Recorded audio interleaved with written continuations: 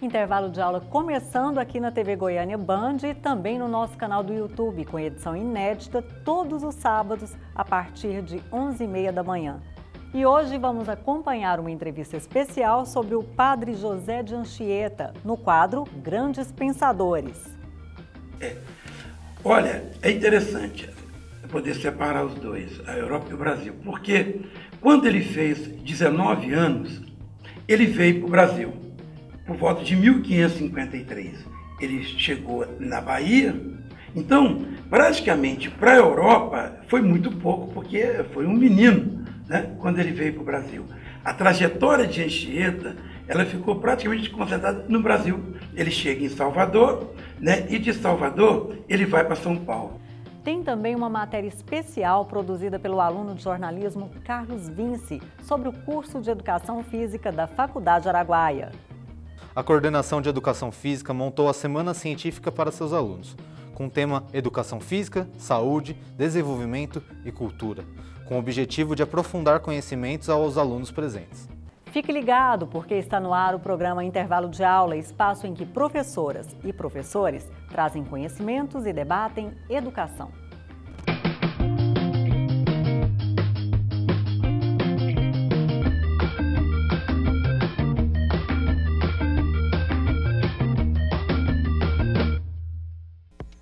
Há mais de 15 anos, a Faculdade Araguaia se dedica a formar pessoas preparadas para o mundo do trabalho e para a vida. Agora, toda a tradição de um ensino de qualidade presencial, também na modalidade à distância. Estude pedagogia ou administração à distância na Faculdade Araguaia de acordo com o seu tempo e o seu ritmo. Aprenda conectado com o conhecimento, a qualidade, a criatividade e a inovação. Faculdade Araguaia, a educação à distância mais próxima de você. Destaque-se no mundo que está cada vez mais audiovisual. Faça o curso técnico em produção de áudio e vídeo. Agora é luz, câmera e ação. Inscreva-se na Faculdade Araguaia. Para mais informações, acesse faculdadearaguaia.edu.br. O Hotel Serras de Goiás é o lugar ideal para se hospedar em Goiânia. Com excelente localização, está situado entre os principais centros de compras, teatros e clínicas médicas do setor aeroporto e do centro da cidade, ao lado do Estádio Olímpico e o Centro de Cultura e Convenções de Goiânia. Apresentando decoração própria e singular, que lembra a antiga arquitetura da província de Goiás, quem se hospeda aqui conta com estacionamento exclusivo e acesso gratuito à internet com Wi-Fi, além de unidades preparadas para atender pessoas com necessidades especiais. Aqui, no Hotel Serras de Goiás, o sabor da boa gastronomia também faz parte do café da manhã. Hotel Serras de Goiás, a receptividade e o aconchego da cultura goiana bem perto de tudo o que você precisa.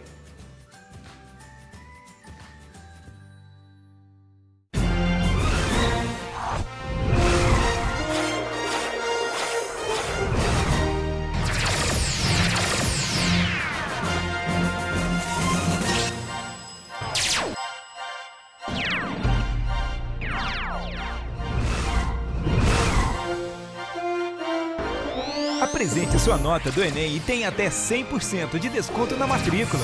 Coloque nos seus planos ser um super profissional com a Faculdade Araguaia. Não pare o que pode te impulsionar.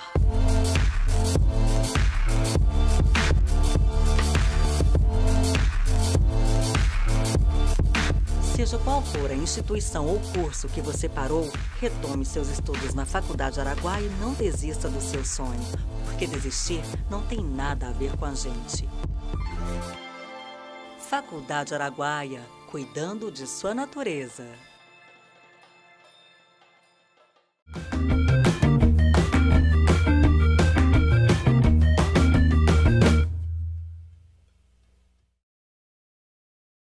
Bom dia! No quadro Grandes Pensadores de hoje, o professor Adelmar entrevista o professor Francisco Leal, que nos traz conhecimentos sobre a vida e as obras do padre jesuíta espanhol José de Anchieta, que atuou na catequização de índios e evangelização no Brasil na segunda metade do século XVI. Olá, eu sou o professor Adelmar Araújo e o quadro Grandes Pensadores conversa hoje novamente com o professor Francisco Leal. Francisco Leal veio aqui para dar continuidade à nossa conversa sobre os jesuítas e, sobretudo, a educação jesuíta. Hoje, o professor Leal vai falar sobre o padre José de Anchieta. Primeiramente, professor, muito obrigado pela sua participação mais uma vez aqui conosco e gostaria que o senhor respondesse quem é José de Anchieta. Um bom dia a todos. Eu que agradeço, né, essa chamada. É sempre um prazer vir aqui, né, poder dar pequenas contribuições nesse programa. Olha, o chamado Padre Anchieta, né, como ele é conhecido, ele nasceu numa ilha, nas Ilhas Canárias, né, em São Cristóvão de la Gana, no ano de 1534, quer dizer, no século XVI. E os pais dele, o pai dele eram bascos.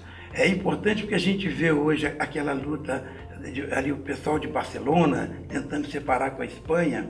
Já naquela época já tinha um pouco esse sentimento. O pai dele era basco, era militante. E ele foi casado, né, era casado com uma judia, uma descendente dos judeus, era uma judia. E quando o Padre Anchieta fez, por volta de 14 para 15 anos, o pai dele mandou ele estudar em Coimbra. O pai dele achava um grande centro do conhecimento da época, né, a Universidade de Coimbra. Então, por volta de 1547, 1548, ele foi estudar em Coimbra. E nesses estudos lá, ele acabou conhecendo a ordem jesuíta, porque já tinha sido inaugurada em 1540, como nós contamos a história naquela vez passada. Eu queria saber quem é o Anchieta na Europa e o Anchieta no Brasil. Olha, é interessante poder separar os dois, a Europa e o Brasil, porque quando ele fez 19 anos, ele veio para o Brasil, por volta de 1553. Ele chegou na Bahia. Então, praticamente para a Europa foi muito pouco, porque foi um menino, né, quando ele veio para o Brasil. A trajetória de Anchieta, ela ficou praticamente concentrada no Brasil. Ele chega em Salvador, né, e de Salvador ele vai para São Paulo. E ali se fixa em São Paulo. E ali vai criar, né, fazer um grande trabalho, tanto na educação quanto na catequese. Então, na Europa, é lógico que ele é muito respeitado em Portugal, na Espanha, mas assim, a força dele é realmente no Brasil, onde ele fez o grande trabalho, tanto como missionário, como também educador. Certo. E que educação ele defendia e praticava? Ele, desde a alfabetização, né, que ele trabalhou muito com os índios, principalmente ele teve muito contato com os índios Tamoios, os outros índios, desde a educação, mas ele também ensinava para quem depois assumisse, quisesse estudar mais e futuramente uma vocação para ser sacerdote, ele ensinava o latim, o hebraico, que era a força, né, da igreja naquela época. Então, ele gostava, né, tinha esse prazer de ensinar. E era tão interessante que tem uma história que mostra que, né, que o pessoal ia dormir, por exemplo, à noite, os alunos daquele mundo de gente, naquele frio de São Paulo. Então, o pessoal fala, ele acendia fogueiras, o calor dessas fogueiras era o cobertor dos seus alunos. Tamanho carinho, a paixão dele pela educação, de ver uma criança aprender a ler, escrever, e ele tinha aquela satisfação, aquilo apaixonava cada vez mais ele. E, assim, a paixão dele pela educação, pena que acabou sendo muito pouco dito no Brasil, muito pouco escrito sobre isso, mas quem lê, estudar, e hoje a gente está escrevendo sobre isso, a gente quer desenvolver, o trabalho literário dele foi uma coisa belíssima. Na ordem de uma escala professoral ou do ofício, ele é o primeiro? Não, jesuítas? A gente considera que ele é um dos pioneiros na educação, porque como o jesuíta chegou em 1549, já tinha, né, junto com o padre Manuel da Nóbrega, já tinham com jesuítas que já eram professores, né? Então o padre Anchieta é considerado assim, entre os primeiros, né? Antes dele já tinha, né? Mas ele é, sem dúvida nenhuma, a gente considera entre os primeiros educadores no Brasil. Certo. Então ele ganha destaque. Eu queria, como é que era a relação dele com os índios, de um modo geral? Isso é muito importante. Anchieta, ele fez o que a gente chama da chamada inculturação. Ele conheceu, ele ia fundo no conhecimento, primeiro, das línguas indígenas, a um ponto dele fazer o primeiro dicionário em Tupi-Guarani. Então, ele primeiro conhecia a língua, conhecia os costumes, os hábitos. Ele tinha muito respeito. Eu vou dar um exemplo para o pajé. Para o pajé, por exemplo, que ele poderia ter muita rejeição. O que ele aprendeu de fazer chá, ervas, com os pajés, a cultura indígena, e depois ele ensinou para os futuros alunos da ordem, né? Ele tinha muito isso nele, né? De conhecer a cultura do outro, a busca do outro, apropriar-se disso e poder trabalhar bem essa convivência com ele. Tanto é que quando teve um problema da crise entre os portugueses na Guerra dos Tamoios com os tamoios, quem negociou, ele se entregou aos índios tamoios, ele se entregou aos índios para que eles não atacassem os jesuítas ou os portugueses. E os índios o respeitavam tanto que manteve ele vivo, né? E ele conseguiu a paz entre os índios e os portugueses, na chamada Guerra contra os Tamoios. Além desse papel mediador entre os índios, portugueses e tudo mais, ele enfrentou grandes dificuldades. Como é que a história conta sobre isso? O que a história mostra é o seguinte: foi muita dificuldade, porque ele sofreu um pequeno acidente ainda em Portugal e ele ficou um pouco corcundo. Isso, do ponto de vista físico, para ele teve muita dificuldade. Mas em momento algum, né, Anchieta sentiu-se por causa desse problema. Não, muito pelo contrário. Isso estimulava, mesmo que ele sentia algumas dores, mas mesmo no meio da pobreza. A sala de aula era né, praticamente as cadeiras, tudo improvisado, era casa de sapê, tudo muito simples, muita dificuldade. Mas a vontade dele ensinar, esse amor pela educação dele, né, ele não deixava nada que atrapalhasse essa paixão de ser o grande educador que foi. O senhor falou dessas dificuldades e até limitações físicas, mas e a dificuldade, eu quero saber se houve dificuldades em relação em termos interpessoais, nas relações interpessoais, dele enquanto padre, né, com a ordem, e dele diretamente com os índios. Olha, ele é muito importante. A sua pergunta é assim, para o telespectador entender. A gente vendo as cartas dele, assim, como que ele gostava de dar satisfação do trabalho dele aqui através das cartas dele. Né? Primeiro, quando ele escreveu a primeira carta dele a Santo Inácio, em 1554, relatando o trabalho dele aqui, né? Todas as cartas ele comunicava aquilo que ele fazia. Justamente, para não falar que ele está fazendo as coisas da cabeça dele, né? Ele tinha esse cuidado, primeiro com a ordem, agora com os índios, esse carinho, essa ternura que ele tinha com os índios. Isso foi marcante na vida dele, né? Tanto é que ele conviveu tão bem com os índios, né? Tão bem que os índios tinham uma verdadeira admiração por ele. Tem várias histórias que durante, né, às vezes a missa ele levitava, né? Ele se elevava, várias histórias. Mas essa relação com os indígenas, ele tinha, porque ele sabia que quem estava próximo eram os índios. São Paulo não tinha nada, São Paulo estava começando, o que tinha eram os índios.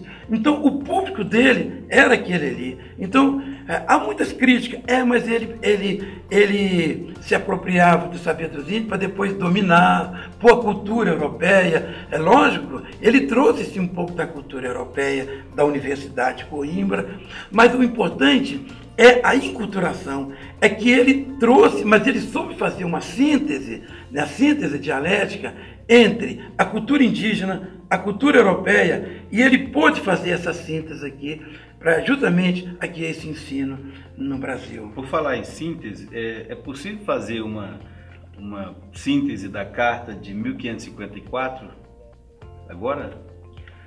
Não, ele vai falar mais sobre os trabalhos dele, né, com Santo Inácio de Loyola, o que está sendo feito aqui no Brasil. É mais um trabalho mais operacional. E o que ele destaca?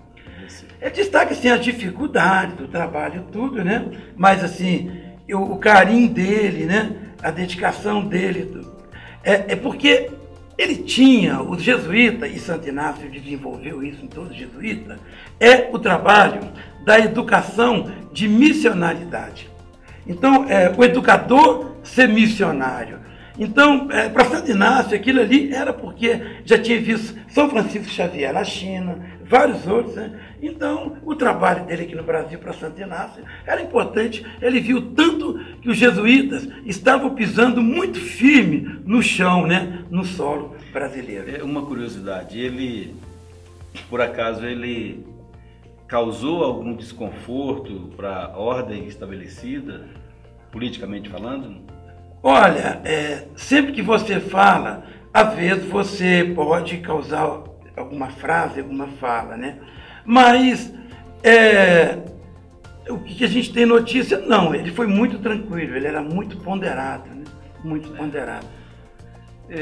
Bom, então, já que estamos falando em ponderação, como é que foi esse processo de canonização do José de Anchieta? São José de Anchieta, ele morreu em 1597. E quando ele morreu, né, o bispo, na época São Paulo vive a jurisdição do Rio de Janeiro, Dom Bartolomeu colocou um título nele, cunhou um título nele de o apóstolo do Brasil. E ali começou o processo, né? Começou o processo de... Via que já acontecia milagres, só que ninguém naquela época ainda não registrava. Então, e demorou somente em 1980, com o Papa João Paulo II, que ele foi canonizado. Olha bem, quantos anos? E depois de exatos 34 anos, em 2014, agora com o Papa Francisco, que ele foi tornado santo, né? Que ele foi, quer dizer, então, ele tornou beato em 80, em 2014 ele foi tornado santo. Foi o processo mais longo da história da igreja para a santificação de uma pessoa. Durou 417 anos o processo de canonização.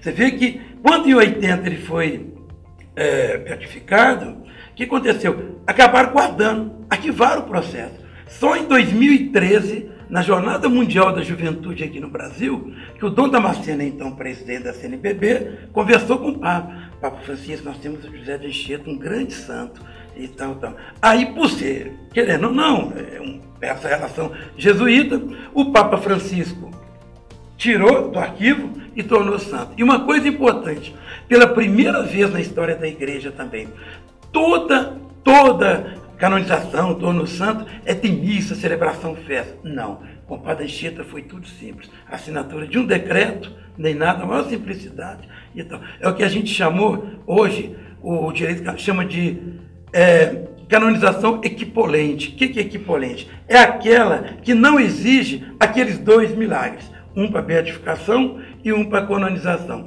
Ele não precisou. Embora tem relato de mais de 5.000 curas que ele já fez. Mas Roma não se preocupou, porque já estava muito longo o processo. E aí ele foi, então, tornado santo pelo Papa Francisco em 2014. Após essa belíssima aula, eu penso que não é difícil de um telespectador, de um estudante, de um professor, pensar numa imagem que marca a figura do José de Anchieta. É possível ilustrar essa imagem? Sim, a imagem mais sublime, né, que a gente vê que é o Padre Anchieta, é o famoso quadro do pintor Benedito Calixto, chamado o Poema da Virgem Maria. Mostra Padre José de Anchieta fazendo o Poema da Virgem nas praias de Ubatuba, de São Paulo. Esse é o quadro que se fala que ele é o Padre Anchieta. Qualquer menino jovem é o Padre Anchieta. E por último, eu não queria esquecer de convidar a todos que estão nos assistindo para ir em São Paulo, quando for ali na Praça da Sé, conhecer o pátio do colégio, onde lá está o belíssimo museu do Padre Anchieta. Lá está lá o Padre Cotieri e toda uma equipe de trabalho dos jesuítas. Vale a pena conhecer o museu em São Paulo. O senhor começou a sua fala dizendo do carinho que o José de Anchieta tinha para com a educação, com seus alunos, né, as crianças indígenas. Eu gostaria que o senhor deixasse uma mensagem inspirada no padre e educador Anchieta aos educadores, aos estudantes, ao público que nos assiste agora. Que eu posso deixar assim, esse legado que primeiro esse grande homem, esse grande padre jesuíta, esse grande educador deixou para nós, que é a ternura e a paixão por aquilo que faz. Porque tudo que ele fez foi dentro da gratuidade, né? Tudo dentro da graça de Deus. E nós, como educadores, ter essa paixão, essa ternura, essa singeleza, o respeito com aquele que está diante de nós.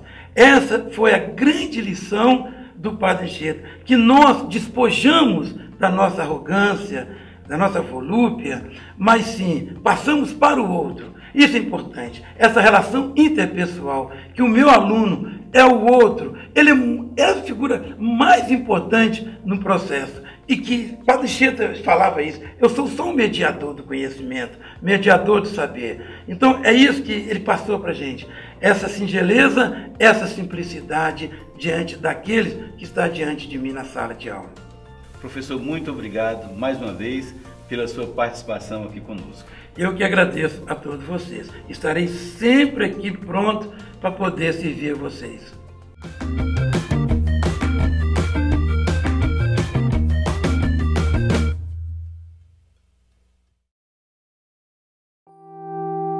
Faça sua escolha valer a pena. Deixe sua marca no mundo. Construa sonhos. Cuide dos maiores tesouros da terra. Comunique com o mundo. Ensine e aprenda. Planeje e conduza resultados. Faculdade Araguaia, cuidando de sua natureza. Coloque nos seus planos ter mais qualidade de vida. Coloque nos seus planos fazer o que realmente ama. Coloque nos seus planos realizar o sonho de muitas pessoas. Coloque nos seus planos ser valorizado e respeitado. Coloque nos seus planos cuidar de tudo que é importante. Inscreva-se no vestibular 2018. Faculdade Araguaia. Coloque nos seus planos.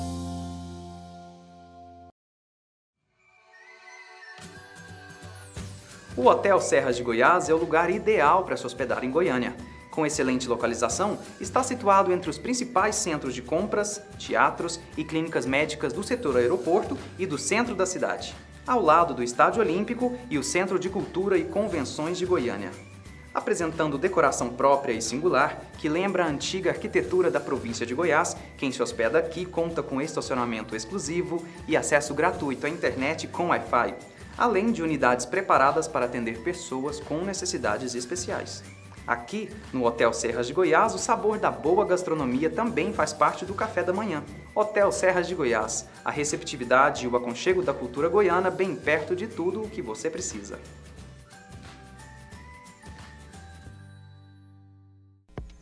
Há mais de 15 anos, a Faculdade Araguaia se dedica a formar pessoas preparadas para o mundo do trabalho e para a vida. Agora, toda a tradição de um ensino de qualidade presencial, também na modalidade à distância. Estude pedagogia ou administração à distância na Faculdade Araguaia de acordo com o seu tempo e o seu ritmo.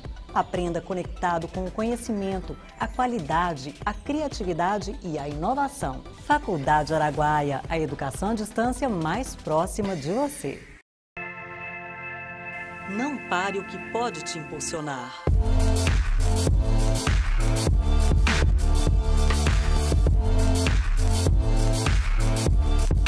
Seja qual for a instituição ou curso que você parou, retome seus estudos na Faculdade Araguaia e não desista do seu sonho, porque desistir não tem nada a ver com a gente. Faculdade Araguaia, cuidando de sua natureza. Destaque-se no mundo que está cada vez mais audiovisual. Faça o curso técnico em produção de áudio e vídeo. Agora é luz, câmera e ação. Inscreva-se na Faculdade Araguaia. Para mais informações, acesse faculdadearaguaia.edu.br.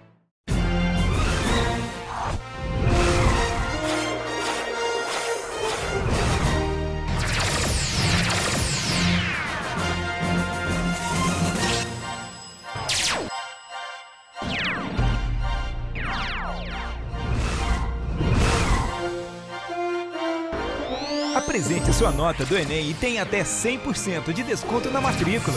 Coloque nos seus planos ser um super profissional com a Faculdade Araguaia.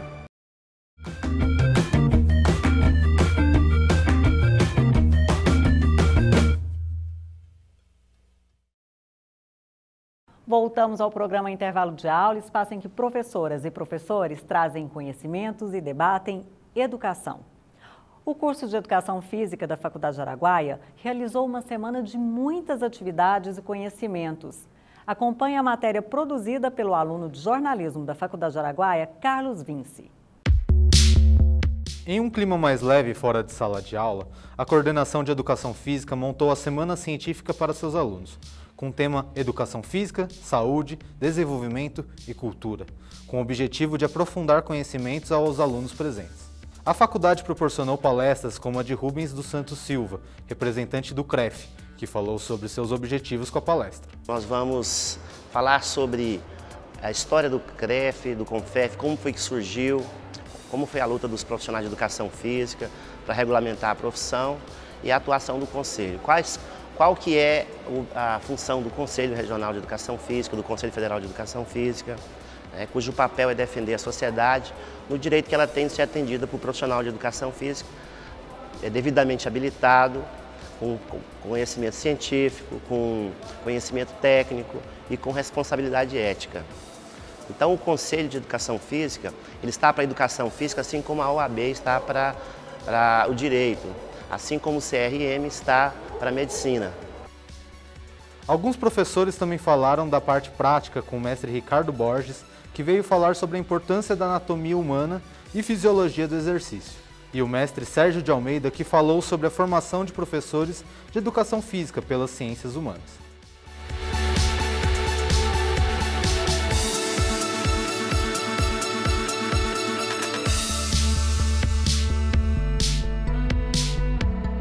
Além de palestras, os alunos também tiveram apresentações de trabalhos e oficinas, que proporcionou não só conhecimento, mas a vontade de realizar a prática.